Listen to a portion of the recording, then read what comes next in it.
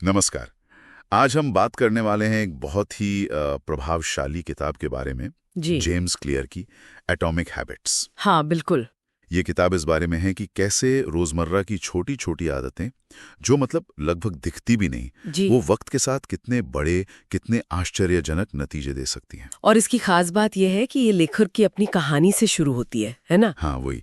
एक गंभीर चोट लगी थी उन्हें और फिर बहुत छोटी छोटी आदतों से उन्होंने वापसी की। बिल्कुल। तो आज हम इसी के सार को, मतलब इसके जो मूल सिद्धांत हैं, हाँ। उन्हें समझने की कोशिश करेंगे। आदतें बनती कैसे हैं और उस ज्ञान का इस्तेमाल कैसे किया जा सकता है। हाँ।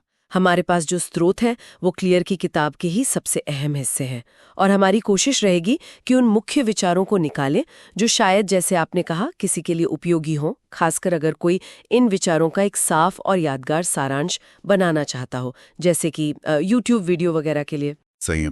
ल्यूटा तो एकदम सटीक पॉइंट्स चाहिए होते हैं। तो चलिए शुरू करते हैं।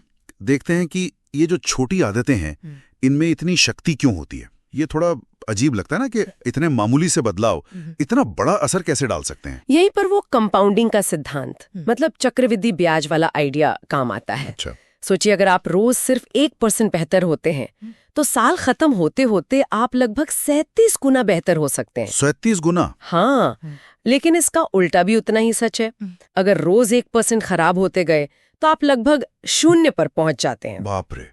ये रोज के छोटे छोटे चुनाव होते हैं ना, ये बिल्कुल ब्याज की तरह जुड़ते जाते हैं, अच्छे भी और बुरे भी। तो मतलब जो बड़े नतीजे हमें दिखते हैं, चाहे वो सेहत हो या पैसा हो या ज्ञान हो, वो एकदम से नहीं आते। वो बहुत सारी छोटी लगातार की गई चीजों का नतीजा होते हैं। एकदम सही कहा। और यहीं पर अक्सर लोग हिम्मत हार जाते हैं। क्लियर से कहते हैं अप्रकट क्षमता का पठार, मतलब प्लेटो ऑफ लेटेंट पोटेंशियल। पठार। हाँ, आप मेहनत तो कर रहे हैं, रोज कोशिश कर रहे हैं, लेकिन नतीजे नजर नहीं आ रहे हैं। ऐसा लगता है कुछ हो ही नहीं रहा। हाँ, वो निराशा की घाटी जैसा लगता है ना। Valley of disappointment. बिल्कुल वही। आप उस घाटी में होते हैं। मुझे वो बर्फ के टुकड़े वाला उदाहरण याद आ रहा है। हाँ, बताइए। कि तापमान बढ़ाते जाओ, कुछ नहीं होता, कुछ नहीं होता। फिर एकदम से 32 डिग्री फ़ारेनहाइट पे वो पिघलना शुरू हो जाता है। एग्जैक्टली। वही बात है, सारी मेहनत, वो जो तापमान बढ़ रहा था, वो जमा हो रही थी अंदर ही अंदर, भले ही बाहर से दिख नहीं रहा था। तो बदलाव अचानक लगता है पर होता नहीं है। हाँ, बिल्कुल। जैसे वो टेक्टोनिक प्लेट्स होती है ना, सालों तक दबाव बनता रहता है। और फिर भूकंप आ जाता है। और फिर भूकंप आता है। दुनिया सिर्फ वो भूकंप देखती है, नतीजा, उसके पीछे की सालों की प्रक्रिया नहीं देखती। और लोग उसे कह देते हैं रातों रात सफलता, जबकि ऐसी कोई चीज होती नहीं है असल में। ये समझना कि नतीजे दिखने में वक्त लगेगा, ये शायद पहला सबसे जरूरी कदम है। लेकिन क्लियर एक और बड़ी बात कहते हैं कि हमें लक्ष्यों से ज्यादा सिस्टम पर ध्यान देना चाहिए। ये क्यों? लक्ष्य बनाना तो मतलब बहुत आम बात है। देखिए, लक्ष्य दिशा तय करने के लिए तो अच्छे हैं, इसमें कोई शक नहीं, लेकिन सिर्फ लक्ष्यों पर ही टिके रहने में ना कुछ दिक्कतें हैं। जैसे? एक तो ये कि जैसे ही लक्ष्य हासिल होता है, प्रेरणा खत्म हो सकती है। मतलब मैराथन दौड़ ली, अब क्या? अच्छा। हाँ। दूसरा, ये आपकी खुशी को ना भविष्य पर टाल देता है कि जब मेरा वजन 10 किलो कम हो जाएगा तब मैं खुश होंगी। हाँ, ये तो होता है। और तीसरा, ये एक तरह की या तो सफल या असफल वाली सोच पैदा करता है। या तो आप लक्ष्य तक पहुंचे या नहीं पहुंचे, बीच का कुछ नहीं। तो फिर सिस्टम कैसे बेहतर है? सिस्टम का क्या मतलब है यहाँ? सिस्टम वो प्रक्रिया है, वो रूटीन है जिसे आप रोज फॉलो करते हैं। लक्ष्य आपका नतीजा है, मंजिल है। सिस्टम वो रास्ता है, वो गाड़ी है जो आपको वहां ले जाती है। अच्छा। तो अगर आप सिस्टम पर ध्यान दें, मतलब रोज कसरत करने की प्रक्रिया पर, न कि सिर्फ 10 किलो वजन कम करने के लक्ष्य पर, तो नतीजे अपने आप आने लगते हैं। तो फोकस प्रक्रिया पर है। हाँ, आप एक बार मैराथन जीतने पे फोकस नहीं कर रहे हैं, आप एक अच्छा धावक बनने की प्रक्रिया पे फोकस कर रहे हैं, रोज दौड़ने पर। एक धावक बनना। ये मुझे अगले अहम विचार पर लाता है। पहचान आधारित आदतें। अच्छा। Identity based habits. इसका क्या मतलब है? कि हमारा व्यवहार हमारी पहचान से जुड़ा होता है। ये बहुत ही शक्तिशाली विचार है। हम अक्सर वो काम करते हैं जो उस तरह के इंसान से मेल खाते हैं जैसे हम खुद को मानते हैं। अच्छा। हाँ, अगर आप खुद को एक स्वस्थ व्यक्ति मानते हैं तो आपके लिए सब्जियां खाना या कसरत करना ज्यादा स्वाभाविक होगा। यह आपके होने का हिस्सा बन जाता है। किताब में वो वोटर वाला उदाहरण है ना, बहुत अच्छा था वो। हाँ ना, बताइए ना। कि जिन लोगों से पूछा गया कि क्या वो वोटर हैं, उनके वोट डालने की संभावना ज्यादा थी, बजाय उनके जिनसे सिर्फ ये पूछा गया कि क्या वो वोट देंगे। बिल्कुल, क्योंकि वोटर होना एक पहचान है, वोट देना सिर्फ एक काम है। सही बात है। और मजे की बात यह है कि ये रिश्ता दो तरफा है। आपकी आदतें आपकी पहचान को मजबूत करती हैं और आपकी पहचान आपकी आदतों को प्रेरित करती हैं। मतलब ये एक साइकिल है। हाँ, एक फीडबैक लूप है। इसीलिए सिर्फ नतीजा पाने पर फोकस करने के बजाय, जैसे वजन कम करना, उस तरह का इंसान बनने पर फोकस करना, जैसे एक स्वस्थ व्यक्ति बनना, ये ज्यादा टिकाऊ बदलाव लाता है। पहचान बदलना आदत बदलने का, क्या कहते हैं, ध्रुव तारा है, नॉर्थ स्टार। वाह, पहचान बदलना आदत बदलने का ध्रुव तारा है, ये बढ़िया लाइन है। तो अगर हमें अपनी आदतें बदलनी है तो असल में हमें ये सोचना होगा कि हम किस तरह का इंसान बनना चाहते हैं। एग्जैक्टली। ये सब सुनने में तो बहुत अच्छा लग रहा है, लेकिन इसे असल जिंदगी में कैसे उतारें? यहीं पर वो 4 नियम आते हैं ना, ये किताब का प्रैक्टिकल हिस्सा है। हाँ बिल्कुल, व्यवहार परिवर्तन के 4 नियम, the 4 laws of behaviour change. ये किसी भी आदत के बनने या टूटने के पीछे का मनोविज्ञान समझाते हैं, बहुत ही साफ तरीके से। 4 चरण हैं इसमें। 4 चरण कौन कौन से? संकेत, क्यू, लालसा, क्रेविंग, प्रतिक्रिया, रिस्पॉन्स, और पुरस्कार, रिवॉर्ड। संकेत, लालसा, प्रतिक्रिया, पुरस्कार। Q, craving, response, reward. ठीक है, संक्षेप में बता सकती हैं कि हर चरण क्या करता है? जरूर। देखिए, संकेत जो है वो आपके दिमाग को ट्रिगर करता है कि भाई ये व्यवहार शुरू करो। जैसे फोन की घंटी बजना एक संकेत है। ठीक है। लालसा उस व्यवहार के पीछे की प्रेरणा है। आप वो इनाम चाहते हैं जो उस व्यवहार से मिलेगा। जैसे फोन बजने पर आपको जानकारी पाने की या किसी से जुड़ने की लालसा होती है। प्रतिक्रिया वो असल आदत है जो आप करते हैं, जैसे फोन उठाना। और आखिर में पुरस्कार, ये आपकी लालसा को संतुष्ट करता है और आपके दिमाग को सिखाता है कि हाँ भाई, ये वाला लूप दोहराने लायक है, इसमें मजा आया या फायदा हुआ। जैसे फोन उठाकर आपको जरूरी जानकारी मिल गई। अच्छा, तो ये चारों मिलकर आदत का पूरा लूप बनाते हैं, संकेत, लालसा, प्रतिक्रिया, पुरस्कार। हाँ, और इनमें से एक भी अगर गायब हो जाए तो आदत नहीं बन पाएगी। मतलब अगर संकेत ही ना हो तो शुरू कैसे होगी? अगर लालसा ना हो तो करने का मन क्यों करेगा? प्रतिक्रिया अगर बहुत मुश्किल हो तो आप करेंगे ही नहीं, और अगर पुरस्कार में मजा ही ना आए तो दोबारा क्यों करेंगे? सही बात है, चारों जरूरी हैं। समझ गया। तो पहला नियम है, इसे स्पष्ट बनाएं, मेक इट ऑब्वियस। मतलब संकेतों को एकदम सामने ले आना। हाँ बिल्कुल। सबसे पहले तो अपनी आदतों और उनके संकेतों के बारे में जागरूक होना। ज्यादातर आदतें तो हम बिना सोचे समझे करते रहते हैं ना, ऑटो पायलट पर। हाँ बिल्कुल। तो क्लियर कहते हैं हमें उस अचेतन को चेतन बनाना होगा।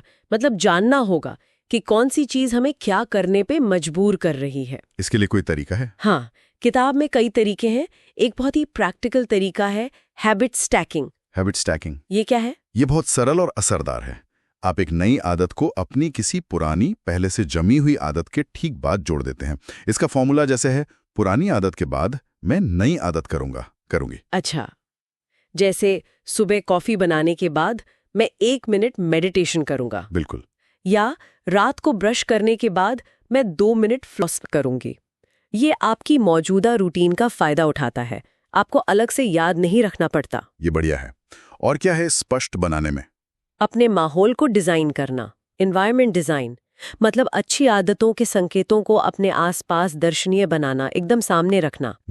जैसे अगर आप रोज फल खाना चाहते हैं तो फलों की टोकरी को किचन काउंटर पर रखें, छुपाकर नहीं। गिटार रोज बजाना सीखना है तो गिटार को कवर में बंद करके अलमारी में नहीं, बल्कि एक कमरे में सामने स्टैंड पर रखें, ताकि वो दिखे और याद दिलाएं। हाँ, हमारा माहौल जो है ना, वो संकेतों से भरा पड़ा है, हमें बस उसे अपने फायदे के लिए इस्तेमाल करना है। ठीक है, तो ये तो हुई अच्छी आदतें बनाने की बात। बुरी आदतों को तोड़ने के लिए फिर इसका ठीक उल्टा करना होगा। पहले नियम का उल्टा, इसे अदृश्य बनाएं, मेक इट इनविजिबल। एकदम सही। बुरी आदतें तोड़ने का सबसे असरदार तरीका यही है कि उनके संकेतों को ही हटा दिया जाए। अच्छा। अगर आप टीवी कम देखना चाहते हैं तो टीवी को बेडरूम से हटा दें। अगर जंक फूड कम खाना है तो उसे घर में लाएं ही नहीं, या ऐसी जगह रखें जहां वो आसानी से दिखे नहीं। मतलब नजर से दूर तो मन से दूर। काफी हद तक इच्छा शक्ति पर निर्भर रहने से कहीं ज्यादा कारगर है माहौल बदलना, क्योंकि प्रलोभन से लगातार लड़ते रहना बहुत थका देता है। हाँ, ये तो है। अगर संकेत ही नहीं होगा तो वो लालसा वाली चिंगारी भी कम भड़केगी। ठीक है, अब आते हैं दूसरे नियम पर। इसे आकर्षक बनाएं, मेक इट अट्रैक्टिव। आदतें आकर्षक कैसे बनती हैं? ये सिर्फ मजेदार होनी चाहिए, ऐसा कुछ? ये सिर्फ मजे या इच्छा शक्ति का खेल नहीं है। यहाँ पर डोपामाइन नाम का एक केमिकल है दिमाग में, उसका बड़ा रोल है। डोपामाइन, वो तो खुशी वाला हार्मोन होता है ना? हाँ, उसे खुशी से जोड़ा जाता है, लेकिन रिसर्च बताती है कि ये सिर्फ खुशी मिलने पर नहीं बल्कि किसी इनाम की उम्मीद होने पर ज्यादा रिलीज होता है। ये हमें काम करने के लिए प्रेरित करता है, उकसाता है। अच्छा, तो ये उम्मीद से जुड़ा है। हाँ, और आज की दुनिया, खासकर खाने पीने की चीजों की इंडस्ट्री, विज्ञापन, सोशल मीडिया, ये सब इसी डोपामाइन सिस्टम का खूब फायदा उठाते हैं। वो चीजों को असलियत से कहीं ज्यादा आकर्षक बनाकर पेश करते हैं। इसे कहते हैं सुपर नॉर्मल स्टिम्युलाई। सुपर नॉर्मल स्टिम्युलाई मतलब जरूरत से ज्यादा आकर्षक? हाँ, जैसे जंक फूड में नमक, चीनी, फैट का ऐसा कॉम्बिनेशन होता है जो प्राकृतिक खाने में मिलता ही नहीं। वो हमारे दिमाग के रिवॉर्ड सिस्टम को हाईजैक कर लेता है। तो हम अपनी अच्छी आदतों को ज्यादा आकर्षक कैसे बना सकते हैं ताकि वो जंक फूड या सोशल मीडिया से मुकाबला कर सकें? एक बहुत अच्छा तरीका है प्रलोभन बंडलिंग। प्रलोभन बंडलिंग, ये क्या भला है? इसका मतलब है आप एक ऐसा काम जो आप करना चाहते हैं, जैसे अपना पसंदीदा शो देखना, उसे एक ऐसे काम के साथ जोड़ दें जो आपको करना चाहिए, जैसे ट्रेडमिल पर दौड़ना। ओह, मतलब मैं ट्रेडमिल पर दौड़ते हुए ही नेटफ्लिक्स देखूंगा। बिल्कुल। या मैं सिर्फ तभी अपना पसंदीदा पॉडकास्ट सुनूंगी जब मैं घर की सफाई कर रही होंगी। इससे वो जरूरी काम थोड़ा आकर्षक बन जाता है क्योंकि उसके साथ एक मजेदार काम जुड़ा है। ये तो बहुत स्मार्ट तरीका है। और कुछ है इसे आकर्षक बनाने के लिए? हाँ, एक बहुत बड़ा फैक्टर है सामाजिक प्रभाव, सोशल इन्फ्लुएंस। हम इंसान सामाजिक प्राणी है ना? हम उन लोगों की नकल करते हैं जिनके हम करीब होते हैं या जिनका हम सम्मान करते हैं या जो बहुमत में होते हैं। मतलब संगति का असर। बिल्कुल। अगर आपके सारे दोस्त फिट हैं और हर हफ्ते जिम जाते हैं तो आपके लिए भी जिम जाना ज्यादा सामान्य और आकर्षक बन जाएगा। इसलिए ऐसे समूह या कल्चर का हिस्सा बनना जहां आपकी मनचाही आदत पहले से ही सामान्य हो, ये बहुत मददगार हो सकता है। ये तो है। आसपास के लोग बहुत प्रभावित करते हैं। अच्छा, वो मानसिकता बदलने वाली बात भी थी ना, जैसे किसी काम को करना है कि बोझ की तरह देखने के बजाय करने को मिल रहा है कि मौके की तरह देखना। हाँ, ये भी बहुत जरूरी है। अपने नजरिए को रिफ्रेम करना, जैसे ओ मुझे सुबह जल्दी उठकर काम करना है के बजाय ये सोचना कि वाह, मुझे सुबह शांत माहौल में बिना किसी डिस्टर्बेंस के अपने जरूरी काम करने का मौका मिल रहा है। हाँ, शब्दों का खेल है पर असरदार हो सकता है। बिल्कुल। ये आपकी लालसा को बदल सकता है। आप उस काम को करने के लिए ज्यादा उत्साहित महसूस कर सकते हैं। ठीक है, तो बुरी आदतों के लिए दूसरे नियम का उल्टा होगा। इसे अनाकर्षक बनाएं, मेक इट अनअट्रैक्टिव। ये कैसे करेंगे? किसी बुरी आदत को अनाकर्षक कैसे बनाया जाए? यहाँ पर आपको उस बुरी आदत के जो नकारात्मक परिणाम है, जो उसकी असली कीमत है, उस पर फोकस करना होता है। उसे बढ़ा चढ़ाकर नहीं बल्कि साफ साफ देखना होता है। जैसे किताब में एलन कार की धूम्रपान छोड़ने की विधि का जिक्र है। वो क्या करते हैं? वो धूम्रपान से जुड़े हर पहलू को, हर संकेत को नकारात्मक रूप से रीफ्रेम करते हैं। वो बताते हैं कि सिगरेट पीने से आपको असल में कोई फायदा नहीं होता, स्ट्रेस कम नहीं होता, बल्कि बढ़ता है। ये सिर्फ आपकी निकोटीन की तलब को शांत करता है जो उसी ने पैदा की है। अच्छा, मतलब उसके तथाकथित फायदों पर सवाल उठाना। हाँ, और उसके नुकसान को हाईलाइट करना। जब आप किसी बुरी आदत के बारे में सोचते हुए घृणा या नापसंदगी महसूस करने लगते हैं तो उसे छोड़ना आसान हो जाता है। उसके आकर्षण की हवा निकल जाती है। समझ गया। अब तीसरा नियम, इसे आसान बनाएं, मेक इट इजी। ये सुनने में सबसे अच्छा लग रहा है। हाँ, क्योंकि हम इंसान स्वभाव से ही आलसी होते हैं। हम हमेशा कम से कम मेहनत वाला रास्ता चुनना चाहते हैं। इसे न्यूनतम प्रयास का नियम कहते हैं, लॉ ऑफ लीस्ट एफर्ट। हाँ, इसलिए अगर हमें कोई अच्छी आदत डालनी है तो हमें उसे जितना हो सके उतना आसान बनाना होगा। उसके रास्ते की रुकावटें, जिसे क्लियर फ्रिक्शन कहते हैं, वो कम करनी होंगी। रुकावटें कम करनी होंगी जैसे? पहले तो ये समझना होगा कि गति यानी मोशन और क्रिया यानी एक्शन में फर्क है। गति का मतलब है योजना बनाना, रिसर्च करना, तैयारी करना। क्रिया का मतलब है असर में वो काम करना जिससे नतीजा मिलेगा। और हम अक्सर गति में ही अटके रह जाते हैं ना, प्लानिंग करते रहते हैं। हाँ, क्योंकि गति में हमें लगता है कि हम कुछ कर रहे हैं, लेकिन उसमें असफलता का डर नहीं होता, क्रिया में होता है। सही बात है। तो क्रिया को आसान बनाने का एक बहुत ही शक्तिशाली तरीका है 2 मिनट का नियम।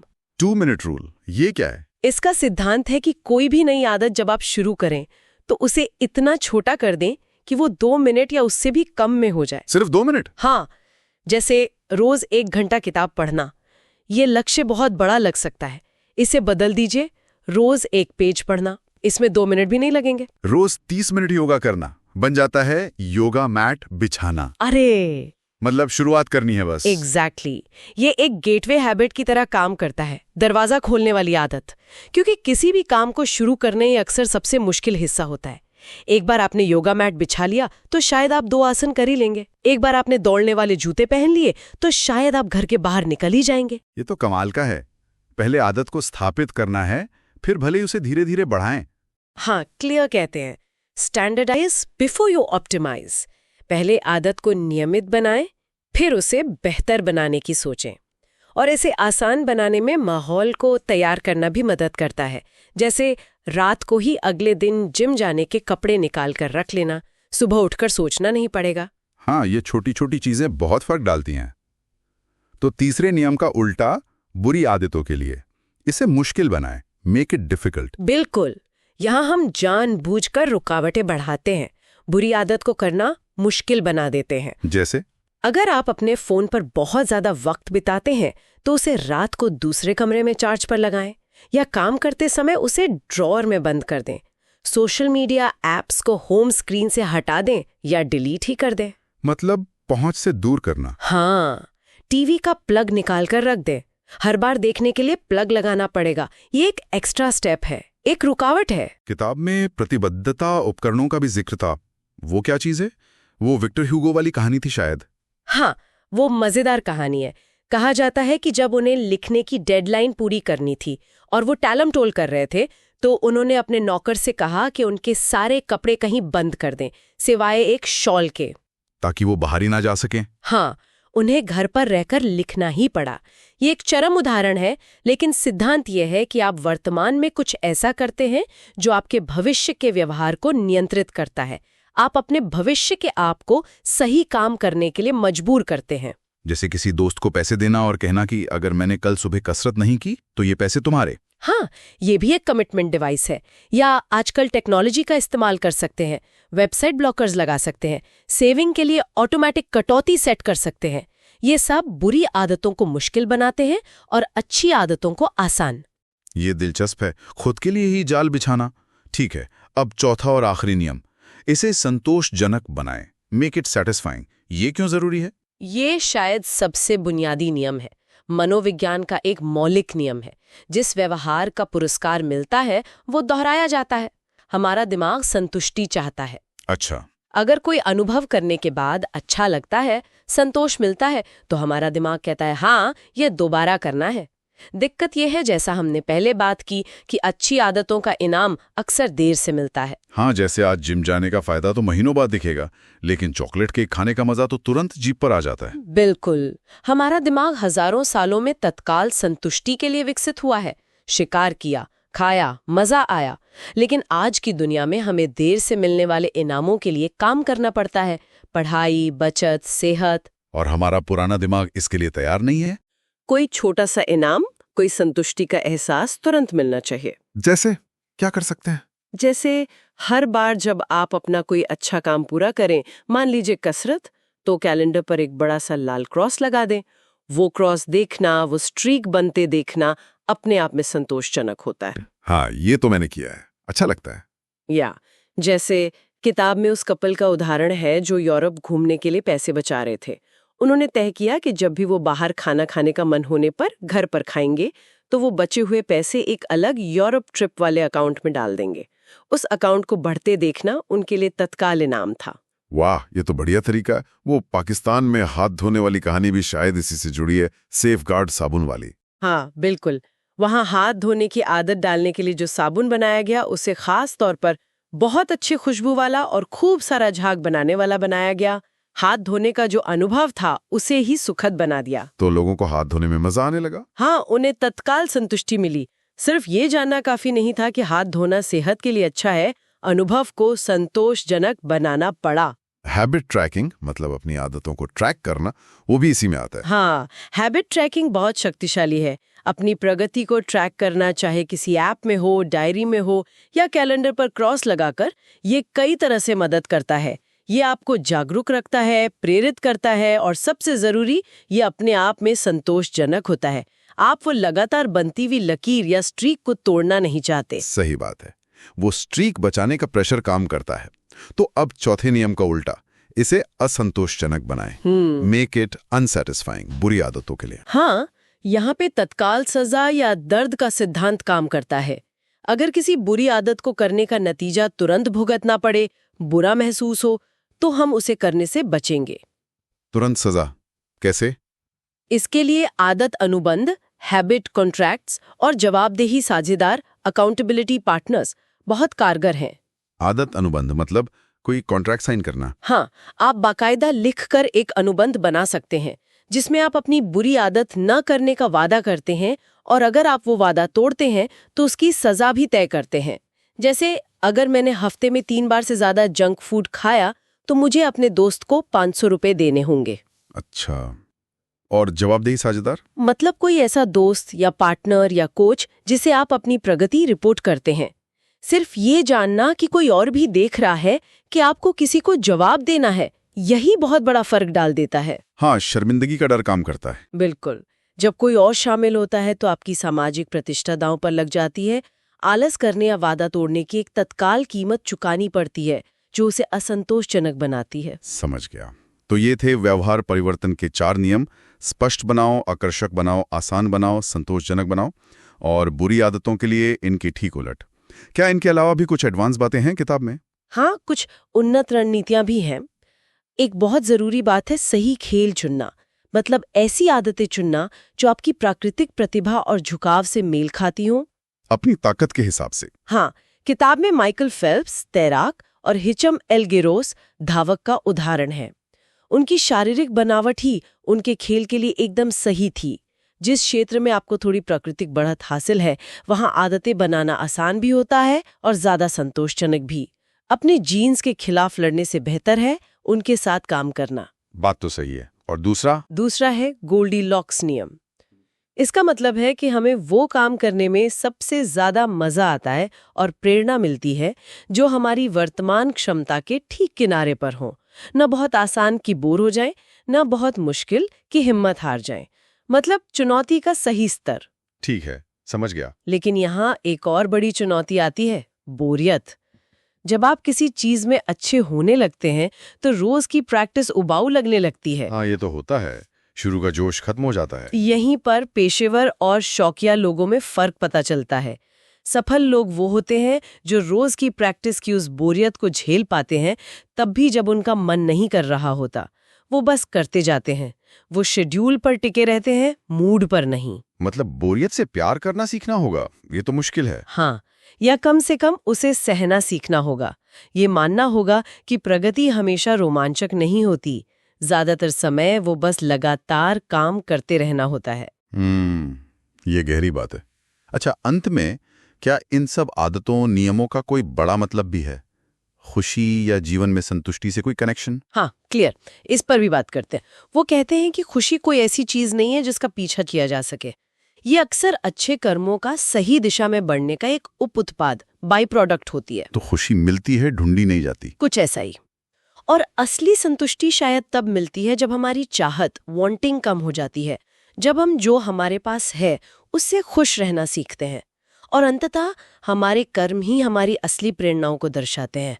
हम बातें चाहे जो भी करें, हम जो रोज करते हैं वही दिखाता है कि हम असल में क्या चाहते हैं, हमारे लिए क्या जरूरी है। Actions speak louder than words. तो ये थी जेम्स क्लियर की एटॉमिक हैबिट से निकली कुछ मुख्य बातें।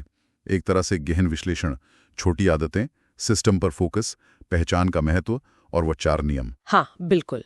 और अगर कोई, जैसा हमने शुरू में कहा, इन विचारों का एक YouTube सारांश बनाना चाहे तो मुझे लगता है कि ये 4 नियमों का ढांचा स्पष्ट, आकर्षक, आसान, संतोषजनक बहुत काम का है। साथ में वो 2 मिनट का नियम जैसी प्रैक्टिकल तकनीकें और बर्फ के टुकड़े या सेफगार्ड साबुन जैसी कहानियां।